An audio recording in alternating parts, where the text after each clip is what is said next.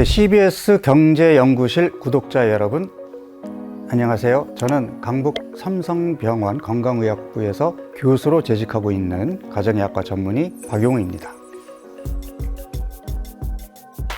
그러니까 이제 패러다임을 바꿔라는 내가 이전 저서에서도 계속 주장을 했던 거고, 우리가 과학이라는 것은 늘 의심과 호기심을 가지고 접근을 해야 더 발전된 결과물을 얻을 수가 있거든요. 그냥 눈에 나타나는 현상만 보고 그게 진실이라고 알게 되면 천동설이 지동설로 바뀔 수가 없었겠죠. 그러니까 460여 년 전에도 누구나 해가 동쪽에서 떠서 서쪽으로 지는 걸 보고 지구를 중심으로 태양이 돈다고 했을 때, 코페르니쿠스는 태양과 지구의 위치를 바꿨더니 천체에서 일어나는 그런 변화들을 다 설명할 수 있었거든요. 그래서 지구가 태양 주위를 돌고 있다는 지동설을 책에 썼죠.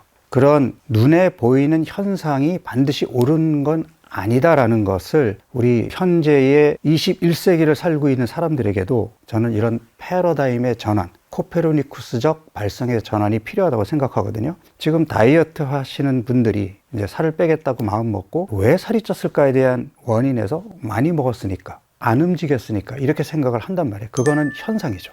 그러니까 뚱뚱한 사람들을 옆에서 관찰해 보면 다른 사람들보다 많이 먹는 것 같고 운동이나 신체 활동을 좀 덜 하는 것 같고, 그런 결과로 살이 찐 게 아닐까? 이거는 현상인데, 이런 현상을 원인으로 인지하면 치료는 그러면 칼로리를 계산해서 적게 먹게 하고 운동을 더 시키면 에너지의 밸런스를 마이너스로 만들어서 체중을 줄이고 다시 예전의 몸으로 갈 수 있겠네? 근데 그렇게 되나요? 현실은 전혀 그렇지 않거든요. 그럼 그렇게 안 되는 것을, 이걸 주장하는 사람들은 개개인의 의지 탓으로 몰아요. 게으르고 식탐이 많아서 못하는 거다. 하면 된다. 근데 안 되잖아요. 그러면 안 되는 걸 인정하고 우리의 접근 방법이 뭐가 잘못된 게 아닐까 하는 의심을 갖는다면, 그래서 저는 코페르니쿠스가 태양과 지구의 위치를 바꿨듯이 우리가 원인으로 알았던 많이 먹고 안 움직이는 것을 결과로 돌리면 어떨까 하는 거죠.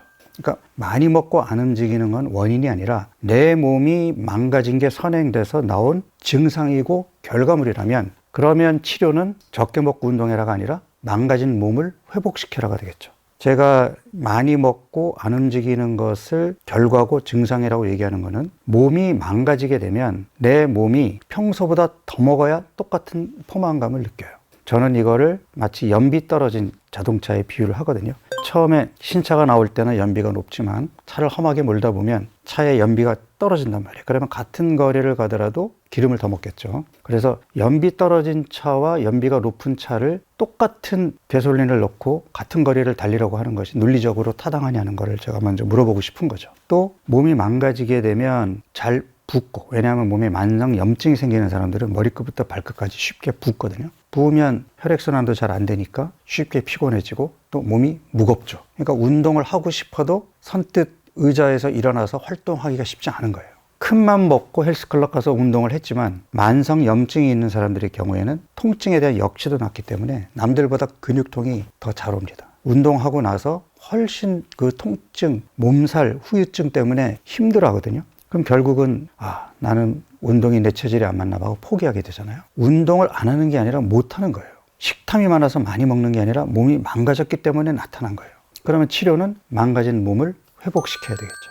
그 망가진 몸이라는 것이 간에 기름이 끼고 인슐린 호르몬이 제대로 작동을 못하고 포만감을 주는 렙틴 호르몬이 둔감해져 있고 몸이 만성 염증 상태에 있기 때문에 그런 겁니다. 이런 것들을 다시 원래 건강했던 몸으로 돌려놓는 게 치료고, 그렇게 하면 자연스럽게 많이 먹는 증상, 안 움직이는 증상이 개선되면서 체중이 줄겠죠. 그러니까 제가 이 책에 가장 처음에 썼던 내용이 씨앗이냐 토양이냐 였거든요. 지금도 과일이 건강식이냐 아니면 혈당을 조절하지 못하게 만드는 안 좋은 음식이냐, 또는 카니보어나 저탄고지하는 사람들이 육류 섭취를 주장하는 것에 대해서 그렇게 포화지방 많이 먹어도 되냐, 또 한편으로는 채식주의를 고집하는 사람들은 그렇게 먹어서 단백질이 필요한 만큼 들어올 수 있느냐, 또는 콩이나 이런 채소들이 가지고 있는 어떤 항영양소들, 이런 것들이 건강에 무리는 없느냐, 이런 걸 가지고 논쟁을 벌이고 있거든요. 지금 제가 얘기한 것들은 다 씨앗이거든요. 코로나19라는 씨앗이 전 세계를 강타했을 때 결과는 다양하게 나왔어요. 가볍게 감기처럼 앓고 끝낸 사람부터 중환자실에 입원했거나 있거나 사망했던 분들까지. 그러면 씨앗은 같은데 왜 결과는 다르죠? 토양이 다르기 때문에 그런 거죠. 그러면 우리가 현대의학이 지금까지 발달해 오는 데에는 그 씨앗을 없애려는 노력이 컸어요.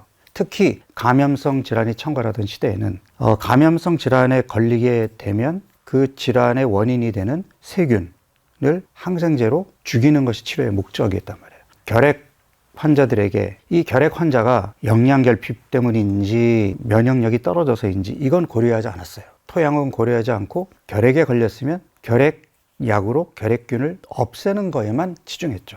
그러니까 씨앗만 없으면 된다고 생각하면서 토양에 대한 관심이 없었단 말이에요. 그런데 지금 시대가 바뀌면서 감염성 질환은 줄어든 반면에 만성 퇴행성 질환이 현대인들의 건강을 위협하고 있는데, 이런 고혈압, 당뇨, 고지혈증, 비만, 지방간, 심장병 이런 병들의 특징은 토양의 문제거든요. 자, 지금 내가 열거한 이런 질병의 원인이 뭐죠? 씨앗을 뭐라고 하나 딱 꼬집어 얘기하기가 어렵거든요. 결국은 잘못된 생활 습관으로 인한 토양이 망가진 건데, 그 무너진 토양, 망가진 토양을 다시 원래 건강했던 토양으로 돌려놓아야 되는데, 토양이 각자 다르다는 생각은 안 하고 육식이냐 채식이냐 뭐 어떤 방법, 저탄고지가 옳으냐 이런 논쟁을 벌이는 것은 제 생각에는 정작 중요한 본질은 놓치고 어떤 그 곁다리를 가지고 싸우는 게 아닌가라는 생각이 드는 거죠. 그래서 우리가 이제는 토양을 생각할 때가 왔다. 그래서 과일이 건강식이에요 아니에요 라는 질문이 있을 때는 내 토양을 먼저 확인해야 된다. 내가 건강한 몸이면 과일은 당연히 건강식이죠.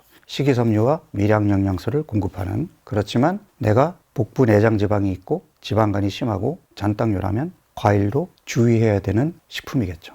그래서 씨앗보다는 토양을 먼저 생각해라 하는 게 이 책에서 제가 가장 먼저 주장했던 내용입니다. 그러니까 토양이 망가졌다라는 것을 이제 우리 의학적으로는 대사 이상, 그러니까 조금 더 구체적으로 얘기하면 뭐 인슐린 저항성 또는 대사 유연성이 떨어졌다. 그러면 정작 대사 유연성이 떨어져 있고 인슐린 저항성이 있는 사람들은 어떤 증상이 있느냐? 주관적인 증상은 뚜렷하지가 않아요. 그러니까 물론 이런 대사 이상이 있게 되면 체중이 늘겠죠. 그리고 배가 나오겠죠. 그리고 혈액 검사 또는 병원에 가서 혈압을 재보면 혈압이 올라갈 수 있고 혈당, 콜레스테롤, 간 기능 수치, 요산 수치 이런 것들이 올라갈 수 있겠죠. 이런 것들은 이제 객관적인 소견인 거고, 본인이 주관적으로 느끼는 거는 굉장히 다양해요. 앞서 제가 잘 붓는다고 표현했는데, 아침에 일어났을 때 주먹쥐기 힘들고 눈주위가 푸석푸석하게 부어있고 몸이 무겁고 쉽게 피로가 오고 화장실 가기가 힘들고, 그리고 조금 더 심해지면 우울감 때문에 사람들 만나기도 좀 싫어지고, 이런 모든 이런 증상들이 다 대사 이상과 관련된 증상들인데, 이런 증상들이 비특이적이란 말이에요. 막연한 증상이면 이게 어떤 문제 때문이지 하고 연결짓기가 어려울 수 있거든요. 이런 비특이적인 증상을 보이는 것이 대사 이상의 특징이에요. 그래서 본인들은 그냥 내가 좀 피로해서 그런가? 내가 요즘 좀 무리해서 그런가? 하고선 대수롭지 않게 생각하고 넘어간단 말이에요. 그러니까 평소 느끼지 않았던 피로감, 그 다음에 그전보다 잘 붓는 느낌, 화장실 가기 힘들어지는 거, 이런 증상들도 내가 좀 잘 인지해야 되고, 더 중요한 것은 객관적인 소견이죠. 요즘은 전국민 의료보험 시대에다가 국가에서 1년에 한 번씩 건강검진도 해주니까 건강검진 결과에 이런 대사 이상 항목들이 다 들어가 있거든요. 그래서 이 항목들 중에 하나라도 참고치를 벗어났으면 내 몸이 대사 이상에 왔다라는 것을 조기에 받아들여서 빨리 치료 모드로 들어가서 그런 수치들을 정상으로 돌리려는 노력, 이게 치료죠. 그래서 대사 이상을 나타내는 지표들을 잘 체크하셔가지고 거기에 하나라도 이상이 있으면 나는 치료 모드로 들어가야 돼, 이렇게 생각을 하시면 평생 건강을 잘 챙기면서 지낼 수 있습니다. 이 사람의 몸을 사과 상자로 생각하는 거죠. 사과 상자에 사과를 10개 집어넣었다가 9개를 빼면 1개 남는다. 우리 몸이 사과 상자처럼 이렇게 단순하지 않거든요. 자, 평소에 2000칼로리의 식사를 하는 사람에게 1500칼로리만큼만 식사를 주면 그 500칼로리만큼 체중 감소가 이루어진다? 아니에요. 우리 몸은 생존을 위해서 음식이 적게 들어오면 소비 에너지를 아껴요. 이거는 똑같은 거죠. 우리가 평소에 들어오던 수입이 줄어들면 지출을 아끼잖아요. 왜? 살아야 되니까. 우리 몸도 똑같아요. 반대 경우도 마찬가지예요. 내가 운동을 통해서 250칼로리만큼 더 소모하면 그만큼 지방이 빠질 거야. 내가 운동으로 250칼로리만큼의 에너지 소모를 더 하잖아요. 우리 몸은 지금 현재의 상태를 고수하기 위해서 나머지 에너지 소비를 아껴요. 그래서 운동을 좀 격하게 하면 더 퍼져 있게 되고 더 앉아 있게 되고, 아야 나 운동했으니까 좀 쉬어도 돼, 나 운동했으니까 좀 더 먹어도 돼, 이렇게 합리화를 하면서 결국은 지금 상태를 유지하려고 한단 말이에요. 더 큰 문제는 살을 빼기 위해서 식사량을 줄이겠다는 욕심으로 많이 유행하고 있는 위고비나 마운제로 같은 식욕을 확 줄여주는 주사를 맞는다면 어떻게 될까요? 우리 몸에 필요한 필수 영양소를 충분히 얻어야 내가 건강하게 살을 빼고 건강한 삶을 유지할 수 있는데, 주사를 맞았더니 입맛이 뚝 떨어져서 못 먹겠어. 특히 단백질 음식 같은 경우에는 좀 그득함이 있고 잘 내려가지 않으니까 이 주사의 특징이 위장관 운동을 저하시키거든요. 못 먹어요. 그냥 소화 잘 되고 빨리 내려가는 단순당 위주의 음식을 찾게 되거든요. 건강해질까요? 적게 먹어서 빨리 체중계 눈금을 줄이겠다? 이거는 숫자에 집착한 거지 정작 내 몸을 건강한 몸으로 돌려놓겠다라는 본질에 다가서는 접근 방법이 아닙니다.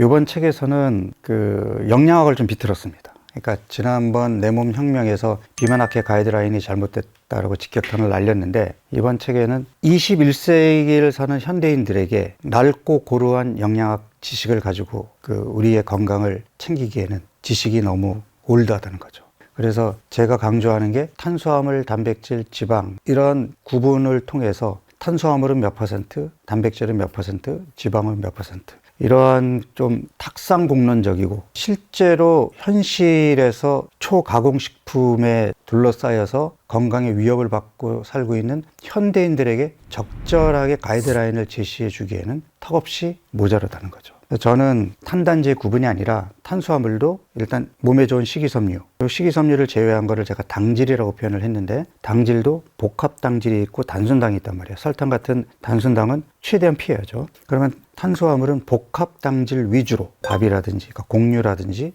고구마, 감자 이런 것들이 복합당질에 속하잖아요. 이런 것들 위주로 먹고, 그 다음에 영양소의 분류는 필수 영양소와 에너지원으로 나누자는 거예요. 필수 영양소는 우리가 음식으로 얻어야 되는, 우리 몸에서 합성이 안 되는 걸 필수 영양소로 얘기하고, 대표적인 게 단백질입니다. 필수 아미노산은 음식으로 얻어야 되니까. 그 다음이 미량 영양소예요. 많이 필요한 건 아니지만 꼭 있어야 되는 거. 대표적인 게 비타민, 미네랄, 필수 지방산이거든요. 그래서 이러한 미량 영양소의 경우에는 사실 우리가 눈으로 보고 찾아 먹을 수가 없기 때문에 미량 영양소를 풍부하게 갖춘 식이섬유를 필수 영양소에다가 집어넣어서 식이섬유와 단백질을 필수 영양소에 넣고 이 필수 영양소를 잘 챙겨 먹는 식사 패턴을 갖자는 거죠. 그러면 여기서 지금 포함되지 않은 게 에너지원인 당질과 지방이거든요. 에너지원은 말 그대로 에너지만 내는 영양소인데, 우리가 24시간 생존하기 위해서 에너지원이 필요한 건 맞아요. 근데 과거 원시 인류 때에는 에너지원이 필요했던 이유가 필수 영양소를 얻기 위해서였거든요.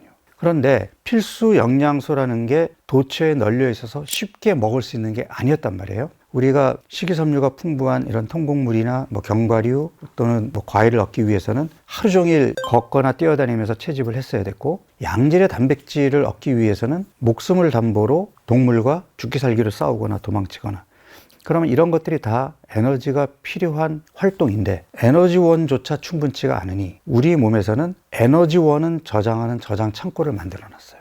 그래서 에너지원은 저장 창고가 있으니 여유가 있을 때는 조금 더 비축해뒀다가 필요할 때 끄집어 쓰는 그러한 기능으로 만들었고, 다만 필수 영양소의 경우에는 비축 창고가 없는 만큼 어떻게든 매일매일 챙겨 먹어야 했단 말이에요.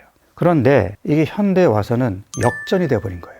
에너지원은 넘쳐나고 우리 몸은 본능적으로 에너지원을 조금 더 채웠다가 부족할 때에 대비해서 채워야 되는데 부족할 때가 없이 계속 채워지기만 하는 거예요. 그런데 창고라는 것이 비워줘야 또 채우는데, 지금 현대인들의 식사 패턴은 비움 없이 계속 채우기만 하거든요.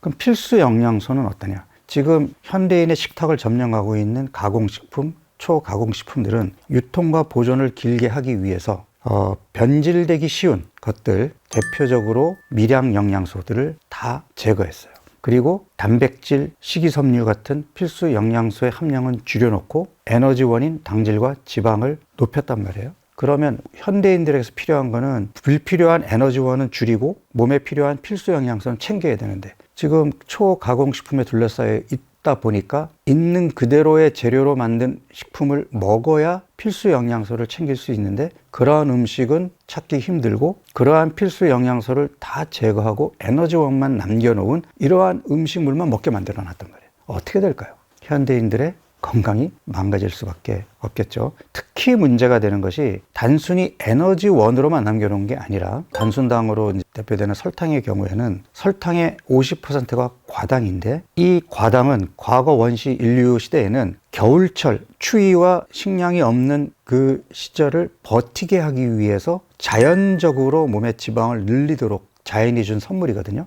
이거를 사시사철 과당을 먹게 되니 겨울철을 힘들게 나지도 않는데도 불구하고 살이 찌고 에너지 과잉인 상태로 만들었단 말이에요. 또 한 축이 지방인데 지방이 풍미를 내고 음식의 맛을 좋게 하면서 에너지원으로 들어왔던 시절 대비 최근에는 정제 씨앗기름, 그러니까 값싸고 쉽게 구입할 수 있으면서 에너지원만 내고 필수 영양소, 그 다음에 항산화 성분들은 완전히 제거한 이러한 것들이 우리가 먹는 식품 속에 들어와 있거든요. 단순히 에너지원을 넘쳐나는 것에 끝나는 것이 아니라 과당과 정제 씨앗 기름이 주는 건강에 유해한 그런 나쁜 작용까지 덤으로 얻게 되는 거란 말이에요. 현대인들의 건강이 위협을 받고 지방간, 당뇨, 비만이 어린 나이에 발병하는 것은 우연이 아닙니다. 이렇게 음식의 종류뿐 아니라 질까지 떨어졌기 때문에 나타난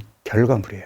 그래서 현대인들이 단순히 탄수화물, 단백질, 지방의 조성만 가지고 음식을 얻어서는 건강을 챙길 수가 없습니다. 내가 먹는 음식에 필수 영양소가 충분히 들어있는지, 그 다음에 필수 영양소는 없이 에너지만 내는 에너지원을 최소한으로 줄일 수 있는지 현명하고 요령 있게 선택하는 것이 우리가 이 건강에 유해한 환경 속에서 그나마 건강을 지키고 살 수 있는 요령이고 전략인 겁니다. 우리가 싸움터에 나가면 전략 전술이 필요하잖아요. 전략적으로 먹어야 돼요. 안 그러면 거대한 이 초가공식품을 만드는 식품업계에 우리가 먹힙니다. 건강을 지키기 위해서는 우리가 현명해야 되거든요. 그래서 제가 첫 번째로 강조하는 게 이제는 우리 밥상을 뒤집어라 라고 제가 표현을 했는데 우리나라 사람들은 그동안 밥심으로 살아왔어요. 그래서 1970년대에는 이제 산업 역군들 우리 열심히 밥 먹고 또 그때는 사실은 쌀이 귀하던 시절이니까 라면 끓여 먹고 이러면서 탄수화물을 주요 에너지원으로 쓰면서 열심히 일을 했단 말이에요. 근데 지금은 우리가 필수 영양소를 얻기 위해서 에너지원을 적극적으로 써야 되는 시대가 아니거든요.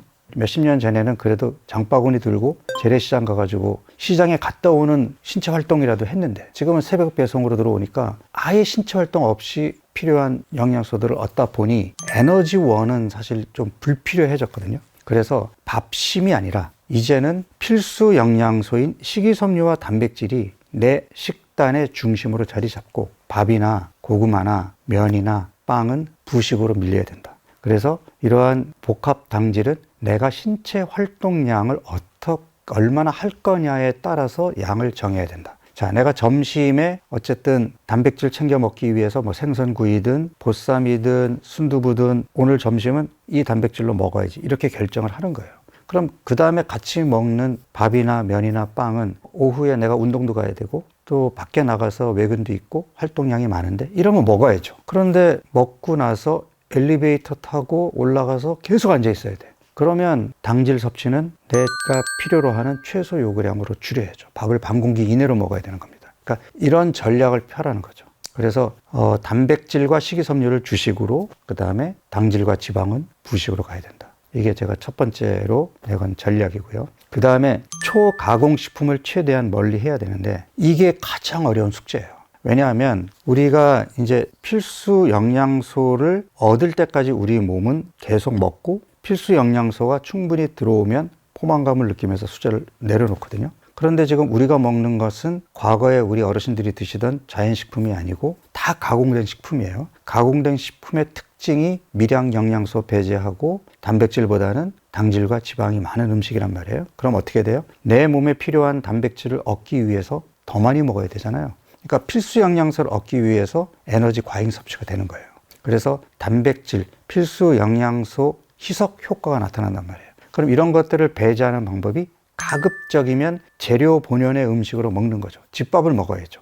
그러니까 부득이 바깥에서 먹더라도 편의점에서 대충 초가공식품을 선택해서 먹는 것이 아니라 인근 식당에 가서 그래도 집밥과 비슷한 형태의 있는 그대로의 재료가 보이는 이러한 식사를 하는 전략을 가지셔야 되고, 초가공식품의 특징이 뭐냐면 당질과 지방 함량이 높거든요. 우리 몸에 당질 저장 창고와 지방 저장 창고가 있는데, 저장 창고가 있는 이 에너지원이 과잉으로 들어오게 되더라도 뇌는 창고는 채울수록 좋다라는, 왜? 과거에는 채우지 못하고 비웠던 시절이 많았으니까. 그래서 도파민을 분비하면서 잘했다고 칭찬을 해줘요. 학습을 시키거든요. 그러면 알게 모르게 중독이 돼요. 그러니까 여러분들이 점심에 뭐 먹지? 배고픈데, 이거는 배가 고파서 식사를 하는 건데, 우리 도넛 먹으러 갈까? 갑자기 프라이드 치킨이 땡기는데, 이거는 배가 고파서 가는 게 아니라 뇌에서 원하는 거예요. 이게 초가공식품의 특징인데, 여기서 벗어나기가 쉽지 않다는 거예요.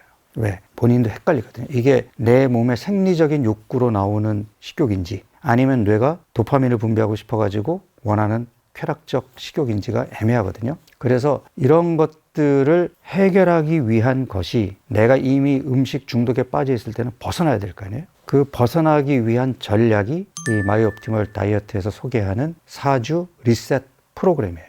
그래서 4주 리셋 프로그램은 한 달 동안 내 몸을 중독 상태로 만든 초가공식품을 아예 끊는 거예요. 쉽지 않겠죠. 그래서 실패를 많이 하는 거거든요. 그렇지만 우리가 담배 끊을 때, 술 끊을 때 편하게 끊나요? 금단 증상도 겪고 몇 번의 실패를 거듭하다가 결국은 성공하잖아요. 마찬가지예요. 설탕 중독, 초가공식품에 중독된 몸, 거기서 벗어나는 거 쉽지 않아요. 단계적으로 가야 돼요. 그래서 일단 한 달만 끊어보라고 하는 거거든요. 그걸 끊을 때 이제 많이 힘들기 때문에 그거를 조금, 그 힘듦을 줄여주기 위해서 4번에 걸쳐서 식사를 하고, 그리고 포만감을 조금 더 오래 유지시켜주는 단백질을 쉐이크의 형태로 보충하면서 그 힘든 기간을 버티고 이겨내라는 거거든요. 그게 바로 박용우의 4주 리셋 프로그램입니다.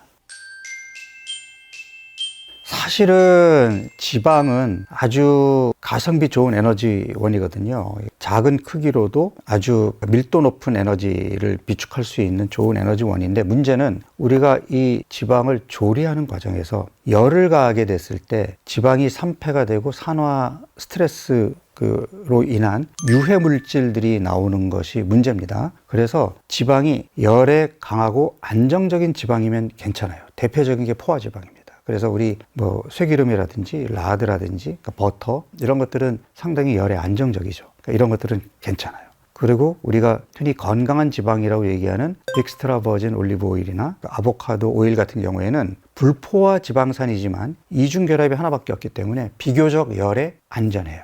그리고 지금 아보카도나 올리브 오일 같은 경우에는 자연스럽게 냉압착으로 짜내다 보니까 그 자연 그대로의 항산화 성분들을 그대로 갖고 있기 때문에 산화 스트레스에도 저항력이 강해요. 이런 기름들이 좋은 기름들인 거예요. 반면 이중결합이 많은 식물성 기름 중에서 우리가 이제 종자유, 씨앗 기름이라고 얘기하는 콩기름, 해바라기 씨유, 카놀라유, 포도씨유, 이런 것들은요, 그 가공 과정에서 일단은 쥐어짜도 잘 안 나오겠죠. 그래서 핵산이라고 하는 화학 용매를 넣어가지고 그 기름을 뽑아낸 다음에 열 처리로 이제 핵산을 이제 없애거든요. 그런데 이런 기름은 이중결합이 많기 때문에 열에 취약한데 제조 공정 과정에서 열을 가해서 산화 스트레스를 막아주는 영양 성분도 배제하고 그냥 무색 무취의 똑같은 기름을 만들어 버리는 거예요. 일단 가격이 엄청 저렴하죠. 그리고 우리 소비자들은 그 기름이 탈 때 이제 연기가 나는 가연점,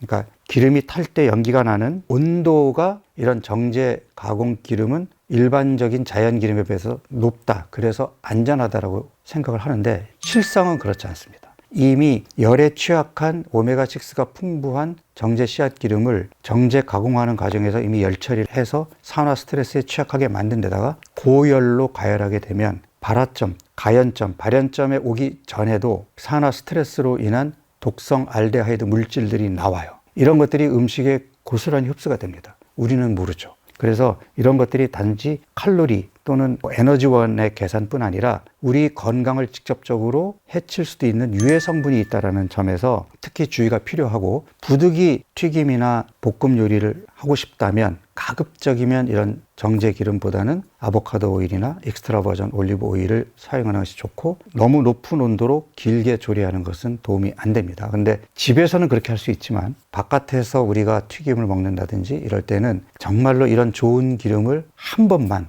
짧게 조리해서 버리느냐, 우리가 잘 모르잖아요. 그래서 튀김 자체가 건강에 좋은 음식은 아니에요. 그런데 집에서 좋은 기름으로 그렇게 조리해서 먹는 것까지는 오케이. 그렇지만 밖에 나가서 혹시 이런 씨앗 기름을 2중, 3중으로 사용하는 이러한 튀김 요리는 분명히 우리 몸에 해를 주기 때문에 피하는 것이 좋습니다.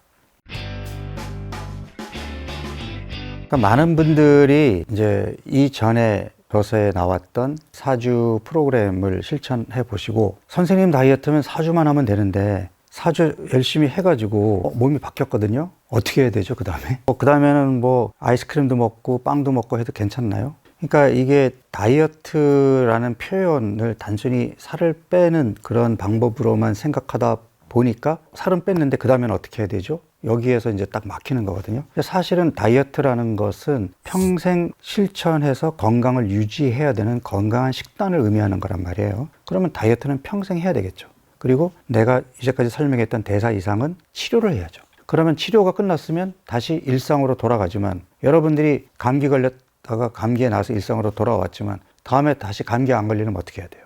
그래도 좀 신경 써야 되잖아요. 좀 자려고 하고, 좀 휴식도 취하고, 필요하면 비타민C도 좀 챙겨 먹고, 그런 노력이 관리거든요. 그러면 내가 대사 이상에서 건강한 몸으로 돌아왔다면 이 건강한 몸을 최대한 유지하려는 관리 전략이 필요하잖아요. 이게 마이 옵티멀 다이어트입니다. 그 전략은 모든 사람들에게 똑같을 수가 없어요. 각각의 토양이 다르기 때문에 내 토양에 맞는 나만의 옵티멀한 다이어트 전략을 세워야 되거든요. 제가 이 책에서 토양 얘기도 했지만 또 강조했던 게, 내가 먹은 음식이 내가 되는 겁니다. 여러분들이 지금 여러분들 몸에서는 계속 세포의 리모델링이 일어나고 있거든요. 그러면 세포의 리모델링의 재료가 뭐죠? 내가 먹은 음식이에요.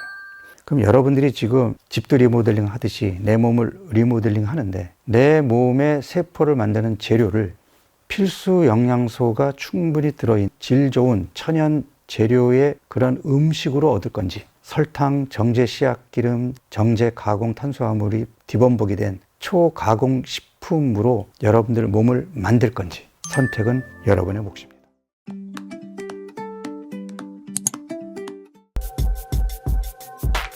사실 다이어트라는 단어의 정의부터 좀 다시 생각을 해봐야 될 것 같은데요. 일반적으로 다이어트는 식단이라는 의미죠. 뭐 지중해식 식단, 그 다음에 뭐 우리 전통 식단 또는 치료식, 뭐 고단백식이라든지 이런 식단을 의미하는 단어가 다이어트거든요. 그런데 우리가 다이어트라는 표현을 쓰면 살 빼는 거, 좁은 의미에서 살 빼는 것을 다이어트라고 표현을 하거든요. 그래서 조금 그 용어의 혼동이 온 게 아닌가 싶어서, 그러니까 왜냐하면 그 이전 내 몸 혁명이라는 이제 책을 보신 분들이 그 책에 소개된 4주 프로그램을 하셨단 말이에요. 그래서 몸이 좋아지셨어요. 선생님, 제가 한 달 만에 이렇게 몸이 좋아졌는데 다이어트 끝내면 어떻게 해야 되죠? 다이어트를 끝냈다라는 표현을 하더란 말이에요. 그러면 다시 일상으로 돌아와서 뭐 조금 나쁜 생활 습관을 계속 이어가도 괜찮은 건지, 이런 질문을 해오는 경우도 많았고, 그 다음에 4주 프로그램 이후에는 어떻게 해야 돼요?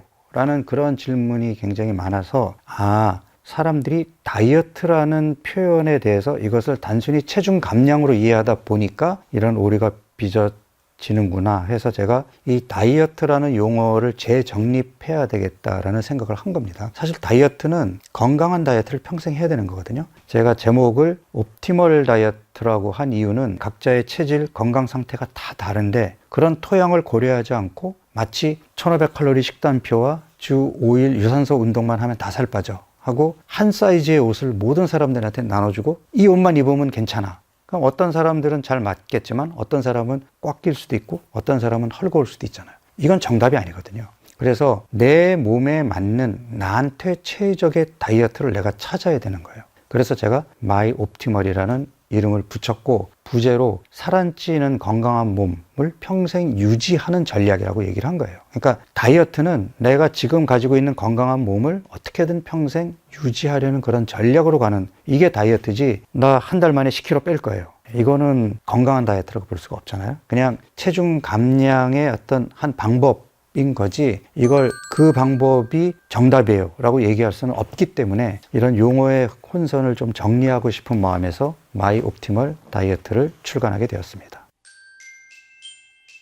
그러니까 이것도 역시 다이어트를 체중 감량 목적으로만 할 거냐, 아니면 감량 후 건강해진 몸을 평생 유지하는 다이어트를 할 거냐에서 나오는 그 오류일 것 같아요. 저탄고지라는 방법이 단기적으로는 효과가 큽니다. 왜냐하면 탄수화물을 줄이게 되면 우리 몸이 이제 케톤이라는 지방산을 분해한 분해산물을 에너지원으로 쓰기 때문에, 그리고 초반에 수분도 빠지게 되고 우리 몸속에 대사에 변화가 생기거든요. 그래서 초반에는 체중 감량 효과가 아주 뛰어납니다. 문제는 이거를 평생 지속할 수 있느냐는 거죠. 그래서 저탄고지로 내가 몇 킬로 감량을 했어요. 끝나고 다시 탄수화물 섭취량을 늘리게 되면 야금야금 또 체중은 돌아오겠죠. 그러면 내가 평생을 감량 체중을 유지하기 위해서는 저탄고지라는 이 다이어트의 프로토콜에 내 몸을 맞춰야 돼요. 그래서 지금 저탄고지를 오랫동안 실천하시는 분들의 신진대사는 우리랑 다릅니다. 탄수화물보다 케톤을 잘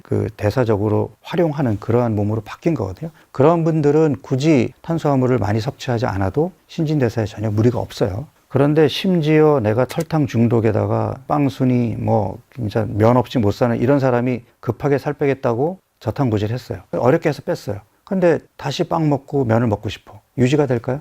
그러니까 저탄고지의 문제는 과연 내 몸에 맞는 방법인지를 먼저 생각해야 되고, 내가 탄수화물 음식을 좋아하는 사람이라면 길게 갈 수 있는 방법은 아니에요. 그 다음에 간헐적 단식 같은 경우도 간헐적 단식이라는 방법이 정확하게 그 내용을 이해해서 내 몸에 맞는 방법으로 적절하게 잘 활용했다면 건강에 도움이 될 수 있지만, 단순히 그거 16시간만 굶으면 돼, 일주일 중에 이틀만 안 먹으면 돼, 이런 막연한 개념만 가지고 내 몸에다가 무리하게 적용했을 때 오히려 건강을 해칠 수도 있거든요. 그래서 간헐적 단식의 경우는 좀 더 공부를 하셔야 돼요. 왜 간헐적 단식을 해야 되는지, 그리고 간헐적 단식을 어떻게 해야 건강에 도움이 되는지, 이런 것들을 공부하고 하셔야 나한테 도움이 되는 전략으로 이용할 수 있는 겁니다. 그 다음에 이제 전국적으로 유행을 탔던 박용우의 4주 다이어트 프로그램, 제가 책을 썼던 게 2018년도니까, 그리고 그 전부터도 제가 이제 쭉 서적을 통해서 4주 프로그램을 독자들한테 제시를 해왔던 거고, 그게 조금씩 변화가 되었던 거거든요. 근데 이게 전국적인 유행을 타면서 사람들이 책을 보는 게 아니라 한 장짜리 A4 용지 하나에 있는 요약본만을 보면서 10일째에는 24시간 단식을 해야 된대. 첫 3일은 쉐이크만 먹어야 된대. 그러니까 그 안에 있는 그 틀에 갇혀가지고 그렇게 하시게 되면 거의 실패하거든요. 왜 하는지를 알고 해야 되는데, 그리고 특히 당 중독에 빠져 있는 사람들이 첫 3일 동안에 탄수화물을 제한하게 되면 당연히 힘들겠죠. 두통도 심하고 이른바 캐터플로우라 그러는 이제 몸살 증상도 생길 수가 있고, 그러니까 이 방법은 나한테 안 맞아 하고 포기하게 되는데, 왜 그걸 해야 되는지를 알면 내가 조금 힘들어도 참고 할 수 있는데, 전혀 이런 이론적인 베이스 없이 남들이 해서 성공했다 그러니까 그냥 따라 했단 말이에요. 무턱대고. 아니, 나한테 맞는 다이어트를 해야지 남이 성공했다고 나도 똑같은 프로그램을 하면 성공하겠냐는 거예요. 이번에는 그래서 제가 다이어트라는 표현을 안 썼어요. 그래서 이 마이 옵티멀 다이어트에서 소개하는 치료 프로그램으로 4주 리셋 프로그램을 했단 말이에요. 그러니까 우리 입맛과 뇌를 리세팅 시키자는 목적에서 리셋 프로그램이라고 했어요. 그리고 조금 더 유연하게 했어요. 왜? 각자의 토양이 다르기 때문에 내 토양에 맞게 하면 된단 말이에요. 당 중독이 너무 심한 사람은 첫 3일 동안에 단백질 쉐이크만 먹을 필요 없어요. 건너뛰어도 됩니다. 그거 건너뛰면 큰일 나는 줄 알고 그래도 효과 있을까요? 이런 질문들도 무지 많이 받았거든요. 아니에요. 괜찮아요. 그 다음에 저는 거꾸로 이미 이 프로그램에 익숙해져 있는 사람이라면 첫 3일에 하루 정도 24시간 단식을 해도 되고, 저 같은 경우에는 2025년 1월에 이 프로그램을 하면서 첫 3일에 72시간 단식을 했거든요. 물론 이런 72시간 단식은 아무나 하면 안 되죠. 그러니까 이런 간헐적 단식에 대한 개념도 있고, 익숙한 사람들은 72시간 단식부터 건너뛰는 것까지 다양하게 나한테 맞는 옵티멀한 방법을 찾으면 되는 거거든요. 그래서 이번에 소개한 4주 리셋 프로그램은 개개인의 토양에 맞는 조금 더 유연하고 합리적인 그러한 프로그램을 만들었다. 이게 차이라고 볼 수 있습니다. 그러니까 왜 다이어트를 시작하기 전에 내가 준비기를 두었을까요? 부터 생각을 해야 되겠죠. 그러니까 이제 살 빼야 되겠어 하고 오는 사람들의 특징이 뭘까요? 이미 몸에 안 좋은 음식들 먹고 몸에 이제 신진대사도 좀 안 좋아 있겠고 식사도 불규칙할 거고 또 본인 나름대로 살 빼겠다고 뭐 굶기도 해보고 뭐 이런저런 방법을 써서 근육은 근육대로 빠져 있고 기초대사량은 뚝 떨어져 있을 거란 말이에요. 그런 몸에서 다이어트 시작하면 결과가 좋을까요? 그러니까 처음에 준비기라는 거는 내 몸을 본격적으로 다이어트를 시작할 수 있게끔 추리는 기간이거든요. 그럼 이 기간 동안은 뭘 해야 되죠? 내 몸이 다이어트 프로그램을 시작할 때 효과적으로 반응할 수 있게끔 그런 상태로 만들어야 되겠죠. 그 첫 번째가 잘 먹는 거예요. 그래서 저는 준비기 동안에 잘 먹는 걸 먼저 제안해요. 몸에 도움이 되는 좋은 음식들을 배불리 챙겨 먹으면서 몸을 추스려야 되는 거예요. 그리고 운동 자극도 이때부터 시작을 해야 돼요. 그 다음에 14시간 공복과 7시간 숙면도 처음부터 쉽지 않기 때문에 습관을 들이라고 얘기하거든요. 그래서 잠자리에 드는 시간, 일어나는 시간을 일정하게 유지를 해야 되는 게 생체 리듬도 찾아와야 된단 말이에요. 이게 준비기거든요. 그래서 잘 자고 잘 먹고 운동하고 이러면 이제 본격적으로 체중 감량 프로그램에 들어갈 수 있는 준비를 갖추게 되는 거죠. 그러니까 이제 원래 프로그램에는 첫 3일 동안에 의도적으로 당질 섭취를 제한하는 것으로 되어 있거든요. 근데 제한한다고 해서 아예 못 먹게 하는 건 아니에요. 제가 이제 50g 미만으로 이제 줄이는 건데 당질 섭취를 제한하는 이 첫 3일 동안을 가장 힘들어 하세요. 왜냐하면 이미 탄수화물 대사에 익숙해져 있는 몸을 지방 대사에 익숙해진 몸으로 빠르게 바꾸기 위한 과정으로 첫 3일 동안 의도적으로 탄수화물을 제한하는 건데 이게 음식 중독에 빠져 있는 사람들에게는 굉장히 난제거든요. 그러니까 이 체중 감량 프로그램 또는 치료 프로그램을 할 때 있어서 가장 중요한 게 뭐냐면 스트레스 호르몬을 관리해야 돼요. 스트레스 호르몬이 올라가 있게 되면 근육도 못 붙이고 지방도 안 나오고 무너집니다. 다이어트 실패의 가장 큰 원인이 스트레스 관리가 안 되는 거거든요. 근데 첫 3일부터 몸도 힘들고 짜증나고 스트레스 받아 하면 당연히 결과는 더 안 좋아질 수 있겠죠. 그래서 첫 3일에 당질 섭취를 제한하는 것이 본인에게 익숙치 않거나 힘들면 넘어가도 상관없습니다. 4일차부터 7일차까지는 점심 한 끼를 일반식으로 먹게 하면서 밥을 반 공기 정도 먹게 하거든요. 그러니까 4일차부터는 탄수화물 총 섭취량을 대략 50에서 70g 정도로 맞추는 거거든요. 제가 이렇게 숫자로 얘기한 게 조심스러운 게 꼭 제가 밥을 몇 그램 먹어야 돼요 이렇게 물어보는 사람 하도 많이 봐가지고 그런 우리 숫자에 매몰되지 말자는 거예요. 토양이 다 다르기 때문에 정답은 없어요. 다만 그냥 밥 반 공기 정도의 당질 섭취로 점심 일반식을 하고 아침, 오후 간식, 저녁, 나머지는 단백질 쉐이크를 하게 되는데 지난 시간에도 얘기했지만 단백질 쉐이크를 활용하는 이유는 두 가지가 있다고 그랬어요. 첫 번째가 근 손실을 최소화하고 근육량을 유지하거나 늘릴 수 있는 전략이면 더 좋은 거죠. 두 번째는 초가공식품에서 멀어지기 위해서는 그런 금기 음식에 대한 생각을 최대한 멀리 있게 해야 되거든요. 아예 입에 대지 못하게 하는 이유는 입에 대면 끝나요. 도파민 터지면서 여러분들 의지력으로 컨트롤 못합니다. 그래서 내가 배고플 틈을 주지 말라고 하는 거예요. 공복 14시간만 잘 유지해주면 먹어야 되는 10시간에는 내가 뭔가 심심하고 이러면 그 허용식품 범위 안에서 마음껏 드셔도 돼요. 그래서 저는 배불리 먹는 것을 계속 강조하고 있어요. 그 이유는 초가공식품에서 멀어지기 위한 전략인 겁니다.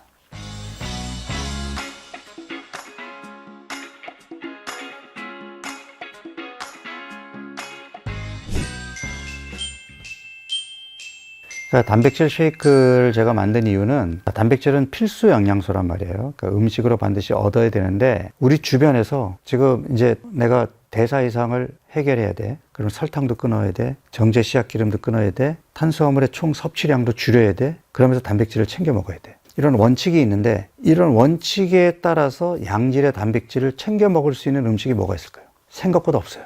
둘러보면 다 탄수화물 위주의 음식이거나 아니면 단백질을 얻기 위해서 먹으면 포화지방이나 지방 함량이 많은 그런 음식이란 말이에요. 쉽지 않아요. 그리고 바쁜 현대인들이 그걸 집에서 만들어 먹기도 어렵고 그래서 고육지책으로 한 끼 식사로 대신할 수 있는 단백질 쉐이크를 만든 거예요. 그러면 내가 만들면서 지금 얘기했던 이런 내용들이 그 안에 다 담겨 있어야 되잖아요. 자, 일단 단백질 섭취의 목적이 포만감도 유지하면서 근손실도 막고 이래야 된단 말이에요. 이 근육을 유지하거나 늘리거나 또는 근손실을 막는 가장 최적의 단백질은 유청 단백입니다. 그러니까 유청 단백이라는 게 이제 우유 단백인데 거기도 농축 유청이 있고 분리 유청이 있고 가수분해 유청이 있는데 가수분해 유청은 가격도 세고 엄청 써요. 그래서 맛을 잡기가 쉽지 않아요. 농축 유청의 경우에는 만드는 거에 따라서 단백질의 농도가 35%에서 한 85%까지 다양해요. 분리 유청은 그 90% 이상의 단백질을 갖고 있으면서 유당이나 이런 것들을 다 제거하다 보니까, 그러니까 우유에 조금 그 알러지나 또는 불편함이 있는 사람들도 조금 안전하게 먹을 수가 있고, 근육 생성에 도움이 되는 아미노산이 류신이라는 아미노산인데 이 류신이 가장 많이 들어있는 게 유청 단백이거든요. 그리고 분리 유청 단백은 빠르게 소화 흡수돼요. 그래서 별명이 패스트 프로테인인데, 그러니까 이런 분리 유청 단백을 일정한 시간 간격으로 먹으면 계속 혈중의 아미노산 농도를 유지하면서 근 손실이나 이런 거를 막을 수 있고, 심지어 거기다가 운동 자극이 들어가면 근육 생성에 도움이 되겠죠. 그래서 분리유청 단백을 쓰는 것이 가장 좋은데 여기에 단점이 뭐냐면 비싸요. 그러면 우리가 프로그램 때문에 이거를 계속 먹어야 된다 그러면 사실 소비자들이 이 주머니 가격 부담도 이거 무시 못할 요인이거든요. 그래서 분리유청 단백을 쓰면서 분리대두 단백을 같이 쓴 거예요. 대두 단백은 콩 단백인데 콩 중에 대두는 완전 단백질이에요. 그 아미노산 조성이 아주 좋아요. 그리고 우리가 이 아미노산의 퀄리티를 보는 각종 지수들이 있는데 그 중에 단백질 소화율을 교정한 아미노산 스코어라는 게 있는데 이게 분리 대두 단백이 1이에요. 1이 최고 점수거든요. 물론 분리 유청 단백은 1보다 더 높은데 최고 점수가 1이라서 똑같이 1인데 분리 유청 단백에 비해서 거의 손색 없이 좋은 단백이면서 가격이 착해요. 그리고 분리 유청 단백은 빠르게 흡수되는 데 반해서 분리 대두 단백은 상대적으로 흡수율이 좀 느려요. 그러면 흡수율이 빠른 애들은 근생성이나 근손실 감소에 도움이 되고, 흡수율이 조금 느린 애들은 포만감을 오래 유지시켜주는 데 도움이 되겠죠. 그러니까 가격도 맞추고 각자의 장점을 살려서, 그래서 분리 유청 단백과 분리 대두 단백이 적절하게 들어가 있으면 가장 가성비 좋은 단백질 보충제가 아닐까 하는 생각을 하는 거고, 이제 이 박용우의 프로그램에서는 제가 과당을 아예 먹지 못하게 한단 말이에요. 그러니까 과당이 재료여야 되거든요. 그래서 설탕을 넣으면 안 되는데, 그러면 소비자들이 달지 않으면 안 찾으니까 인공감미료를 넣어서 당류를 제로로 했단 말이에요. 근데 저는 개인적으로 인공 첨가물을 화학적으로 만들어 놓은 인공 첨가물을 별로 좋아하지 않는 게, 이를테면 설탕 대용으로 인공 감미료가 나왔는데 그러면 사실은 비만 인구도 줄고 당뇨 인구도 줄여야 되거든요. 근데 인공감미료가 등장했음에도 불구하고 제로 음료를 먹은 사람들이 대사증후군이나 당뇨 발생 위험이 더 높아요. 그러니까 이게 뭔가 해결책은 아니라는 거죠. 인공감미료는 저는 아닌 것 같고, 굳이 단맛을 낸다면 천연에 있는 천연감미료를 쓰는 게 상대적으로 좀 낫지 않을까 하는 생각이고, 탄수화물은 그러면 얼마나 들어가 있어야 되느냐. 저는 식이섬유는 필수 영양소니까 꼭 들어가야 되고, 그러면 탄수화물에서 식이섬유를 제외하고 단순당을 제외한 당질이 얼마나 들어가 있어야 되느냐. 이거는 조금 차이가 있는데, 제가 초반에는 이 복합당질을 20g 미만으로 줄이려고 했어요. 그게 이제 애킨스 다이어트의 페이즈 1 첫 번째 단계거든요. 너무 힘들어요. 그래서 제가 그 20g 미만을 50g 미만으로 조금 더 여유 있게 늘렸어요. 근데 50g 미만으로 해도 당대사를 지방대사로 바꾸는 중간 과정에서는 전혀 문제가 없거든요. 그래서 이 프로그램에 들어오시는 분들의 스트레스와 불편함을 조금이라도 줄이고 싶어가지고, 그래서 제가 그런 부분에서는 조금 이제 융통성을 발휘했는데, 지금 제가 말씀드린 이러한 제품을 선택하시면 가장 좋습니다. 2주차부터는 허용식품이 좀 늘게 되죠. 그러니까 1주차에는 탄수화물을 밥의 형태로만 허용을 했다면 2주차부터는 콩류가 허용이 돼서 콩밥을 먹을 수 있고, 낫또도 허용이 되고, 또 견과류도 한 줌 정도 허용이 됩니다. 박용우 치료 프로그램에서는 계속 케토제닉으로 하는 것이 아니라 초반에는 케톤을 활용하지만 결국에 점차 당질 섭취량을 늘려서 건강한 다이어트로 갈 수 있는 교두보를 만든다 하는 거에 목적이 있거든요. 그래서 점점 당질 섭취량이 늘어나게 됩니다. 그리고 저녁에도 일반 식사를 하게 되는 거예요. 점심에 밥을 포함한 일반식, 저녁에 밥을 제외한 일반식 해서 두 끼를 배불리 먹게 하고, 나머지 아침과 오후 간식을 단백질 쉐이크로 먹게 하는데, 이때도 질문을 많이 받는 게, 선생님 저 그냥 저녁에도 쉐이크 먹으니까 가볍고 너무 편하던데 그냥 1주차처럼 그렇게 먹으면 안 돼요? 이런 질문 많이 받거든요. 안 돼요. 왜 안 된다 그럴까요? 내 몸의 정상적인 포만감 신호를 찾아와야 돼요. 그래서 쉐이크 형태보다는 음식으로 단백질을 섭취하는 것이 생리적인 포만감을 느끼는데 가장 좋거든요. 그래서 건강한 식사로 배불리 먹는 훈련을 해서 내 몸이 필수 영양소가 충분히 들어왔을 때 포만감을 느끼고 수저를 내려놓는 훈련을 해보자는 거예요. 자꾸 그 칼로리에 아직도 매몰되어 있는 사람들은 이렇게 먹으면 살이 빠질까요? 저 진짜 배 터지게 먹는데 이러면 살이 오히려 찌지 않을까요? 체중에 신경을 쓸 게 아니라 내 몸을 다시 건강한 몸으로 되찾는 것을 목표로 두어야 한다는 거죠. 물론 내가 계속 배불리 먹으면 쉽게 체중계 눈금이 움직이지 않을 수도 있겠죠. 그래서 운동 자극도 더 규칙적이어야 되고 간헐적 단식이 필요한 겁니다. 근데 2주차부터 이제 24시간 간헐적 단식에 들어가는데 이것도 단식에 익숙하지 않은 사람들은 24시간을 엄청 힘들어 하는 것을 내가 이제 경험을 하다 보니까 18시간만 해도 됩니다. 꼭 24시간 집착할 필요 없어요. 그러니까 하는 사람들이 너무 숫자에 집착해가지고 선생님 저 20시간밖에 못했는데 이러면 결과가 안 나오나요? 괜찮아요. 18시간만 해도 됩니다. 그러니까 18시간에서 24시간 사이에서 융통성 있게 하시면 되는 거예요. 특히 여성분들이 생리 주기에 따라서 몸 컨디션이 다른데 생리 직전에 이제 생리전 증후군을 갖고 있는 사람들은 다이어트가 쉽지 않거든요. 그럴 때는 아예 24시간 안 하셔도 돼요. 다음 주에 하셔도 상관없거든요. 안 하셔도 되고 14시간 공복을 유지하던 걸 그냥 18시간까지만 하겠다. 처음에 뭐라고 얘기했죠? 스트레스를 주면 안 된다. 그러면 실패해요. 그래서 내려놓고 내가 더 건강해지기 위해서 지금 잠깐 내가 좋아하는 것들과 이별했어 하는 긍정적인 생각으로 참고 버티는 것이 중요합니다.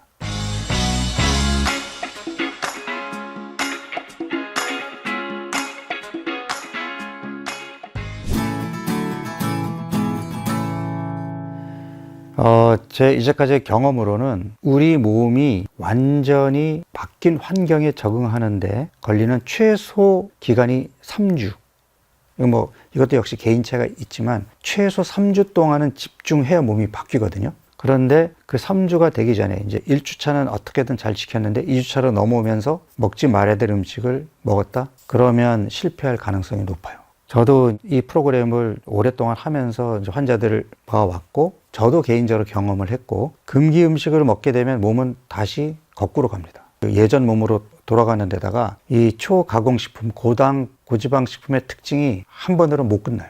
처음에 치팅이 어렵지 한 번 치팅하면 두 번째, 세 번째는 엄청 쉬워집니다. 그래서 저 부득이 먹었는데 다시 돌아가면 안 돼요. 한 번 치팅을 했으면 그냥 여기서 종료하고 유지기로 다시 몸을 추스리고 하셔야 돼요. 왜냐하면 그만큼 내 몸이 음식 중독에 많이 빠져 있다 하는 것을 확인한 셈이 되는 거기 때문에 이제 다시 마음을 잡고 한 달 동안 내가 이 음식에서 벗어날 수 있는 마음의 준비가 되었을 때 다시 시작하셔야 됩니다.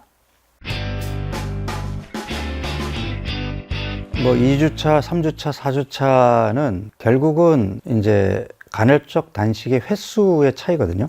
그리고 허용되는 탄수화물의 종류가 좀 늘어난다는 그런 차이밖에 없어요. 근데 여기서도 제가 좀 사람들하고 이렇게 질문을 들으면서 사람들이 마치 2주차, 3주차, 4주차를 내가 반드시 수행해야 되는 미션으로 생각을 하더라고요. 그러니까 왜냐하면 내가 그 2주차의 결과가 만족스럽지 않으면 2주차를 한 번 더 하게 하거든요.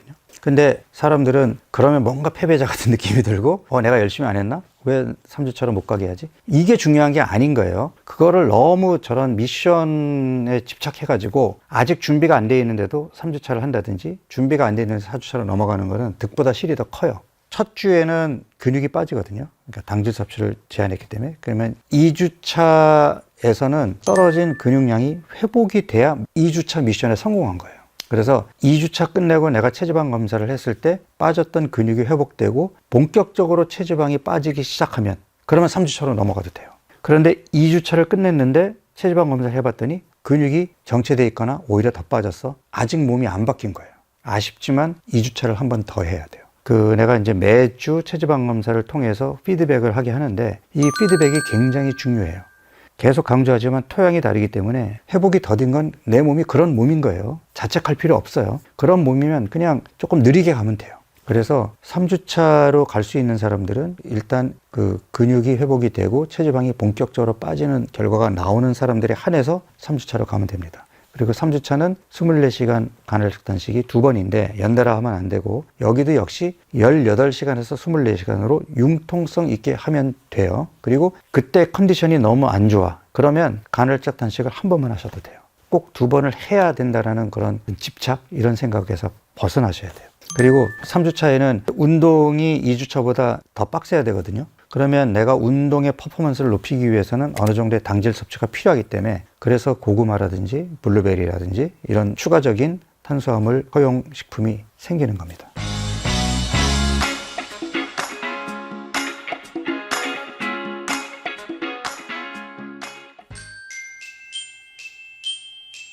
그러니까 4주차의 경우도 마찬가지인데, 3주차가 끝나고 체지방 검사를 했더니 첫 주에 빠졌던 근육이 여전히 회복되고 있고 2주차 때보다 근육이 더 늘었어. 그러면 4주차로 넘어가셔도 상관없어요.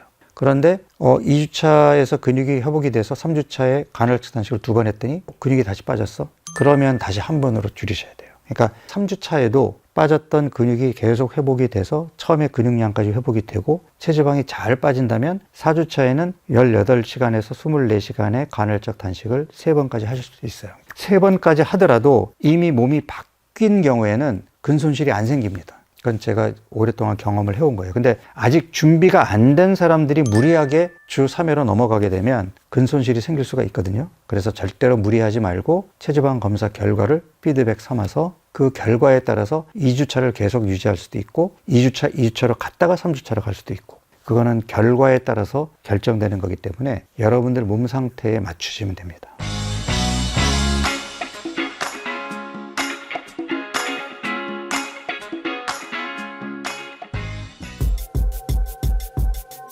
사실 4주차까지 했는데도 여전히 지방이 잘 빠지고 근육이 유지가 되거나 올라가면 4주차를 더 하셔도 돼요. 근데 4주차를 했더니 다시 근육이 빠졌어요. 그러면 3주차나 2주차로 뒤돌아가야죠. 그런데 되돌아갔는데도 근육이 잘 유지가 되고 지방이 잘 빠진다면 그냥 4주에서 끝낼 이유는 없죠. 본인도 신이 날 거거든요. 근데 우리 몸이 아무리 100% 철저하게 잘하려고 노력을 해도 정말 원칙대로 한다는 게 쉽지 않아요. 그래서 적게 먹는 걸 눈치채고 운동 자극이 충분치가 않으면 결국은 정체가 오거든요.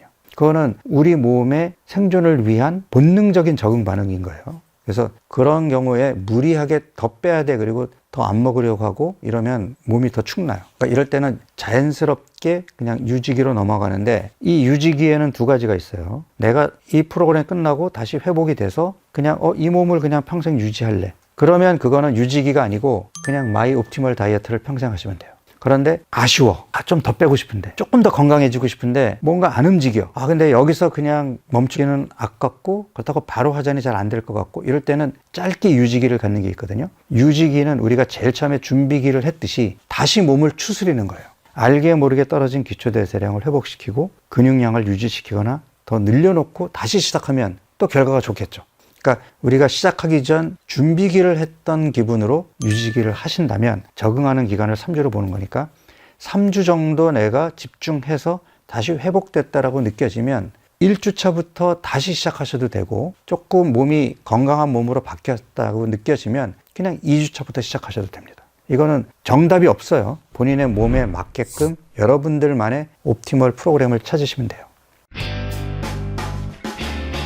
제가 이제 사실은 이번 책에도 제 환자 케이스들을 조금 소개를 했는데 너무나 많은 좋은 사례들을 갖고 있죠. 제일 컸던 거는 정말 지방간을 달고 살았던 그 직장인들이 지방간 딱지를 뗄 수 있는 것을 신기해했던 거. 그러니까 병원에 가서 약 처방을 받아도 늘 초음파를 하면 지방간이고 간 수치도 높았는데, 약을 먹은 것도 아닌데 이 프로그램으로 간 수치가 정상으로 돌아오고 지방간 딱지를 뗐단 말이에요. 너무 신기해 하던데 나는 신기할 이유가 없죠. 그러니까 지방간을, 살이 쪄서 지방간이 왔다라고 착각을 하게 되면 살만 빼면 지방간이 없어지겠네? 한번 식욕 억제제를 처방받거나 그냥 적게 먹거나. 근데 지방간의 원인은 많이 먹어서가 아니거든요. 과당 섭취의 과잉이라든지 이런 정제 씨앗기름이나 트랜스 지방이라든지, 그러니까 몸에 안 좋은 음식들을 과잉 섭취하거나 아니면 좋은 음식을 먹더라도 탄수화물을 신체 활동량 대비 많이 먹게 되면 남는 탄수화물이 간에 비축이 되다가 결국은 지방간으로 가는 거거든요. 이러한 치료법을 활용하지 않고 병원에서 약만 먹으면서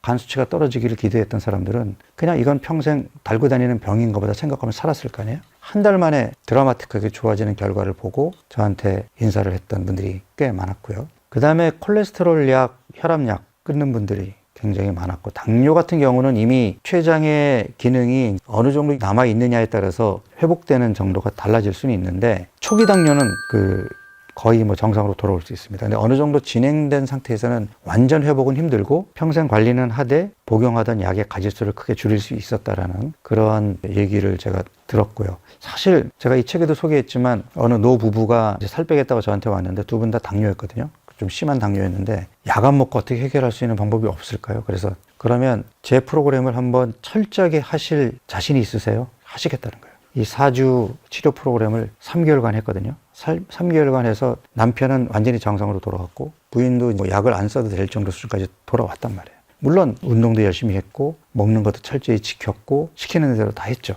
그래서 몸이 건강해졌어요. 이런 분들은 이제 앞으로 옵티멀 다이어트로 계속 그 몸을 유지하면 되잖아요. 근데 만약에 그분들이 그냥 대학병원에 당뇨 센터로 갔다면 선생님이 이렇게 자세하게 설명을 해 주셨을까요? 아마도 그때 당화혈소 수치가 너무 높았으니까 당뇨약을 바로 처방해 주셨을 거고, 이분들은 그냥 평생 당뇨약을 먹으면서 살아야 되나 보다 하고 3개월치 당뇨약을 받아서 지금도 약을 드시고 계셨겠죠. 그러니까 당뇨약을 복용하는 것을 치료라고 착각하는 사람들이 너무 많은데, 치료는 망가진 내 몸이 회복되는 게 치료거든요. 부득이 지금 몸이 많이 망가져 있기 때문에 약의 도움은 받지만 궁극적으로는 내 몸을 다시 최대한 건강한 몸으로 돌려놓는 것을 치료라고 생각하셨으면 좋겠어요.